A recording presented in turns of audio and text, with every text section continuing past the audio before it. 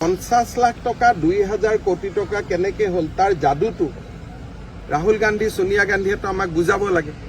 আমাক যেহেতু আজিলৈকে বুজোৱা নাই গতিকে আদালতত চাৰ্জশিট হৈছে এতিয়া তেওঁলোকে কোৰ্টত বুজাব तो मैं ये बोलना चाहता हूं 50 लाख रुपया से 2000 करोड़ तक पहुंच गया अदानी अंबानी भी तो इतना स्पीड में वहां तक नहीं पहुंच सकता है तो राहुल और सोनिया गांधी 50 लाख रुपया से 2000 करोड़ तक कैसे पहुंचा तो इसका आंसर तो लोगों को सही है ना तो तभी हम लोग ऐसा अच्छा बिजनेस कर पाएगा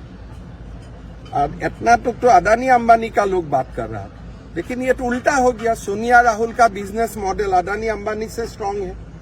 तो हमें जानना है भाई 50 लाख से आप 2000 करोड़ तक कैसे पहुंचा हमें तो आप नहीं बताया इसीलिए अभी कोर्ट आपको पूछेगा ईडी ने चार्जशीट किया है तो कोर्ट को आप जवाब दीजिए कांग्रेस लोगों को भी पूछना सही है कांग्रेस में भी बहुत गरीब कार्यकर्ता है कांग्रेस में बहुत मिडिल क्लास फैमिली का लोग है वो भी पूछे राहुल गांधी और सोनिया गांधी को भाई 50 लाख 2000 करोड़ कैसा हुआ तो उनका भी लाभ होगा तो इसीलिए मैं ये पूछता हूँ कांग्रेस बीजेपी का खिलाफ आंदोलन करने से अच्छा होगा सोनिया गांधी और राहुल गांधी को जाके पूछना चाहिए भाई ये ट्रिप हमें सिखा दीजिए 50 लाख से 2000 करोड़ कैसा होता है थोड़ा हमारा भी फायदा हो जाएगा कांग्रेस का कार्यकर्ता का भी फायदा हो जाएगा नालागे खाली दुखन कागज लागे जेतिया आरम्भ होइसिल 50 लाख इ एतिया 2000 कोटी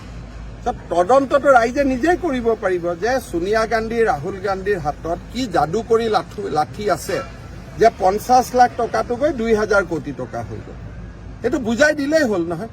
তাত আৰু ইডিক গালি পাৰি সিবিআইক গালি পাৰি কি লাভ আছে তেওঁলোকে গালি পৰাতকৈ বিবৃতি এটা দিলেই হ'ল নহয় যে কেনেকে আমি ইমানখিনি কৰিম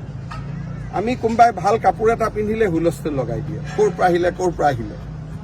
এতিয়া তো অখিল গগৈৰ মাত নাই কেনেকে 50 লাখৰ পৰা 2000 কোটি টকা হল সো তেওঁলোকৰ কাৰণে কৰাপশনো সিলেক্টেড কিন্তু আমি তো সকলো কৰাপশনৰ এগেইনষ্টতে মাত মাতিব লাগিব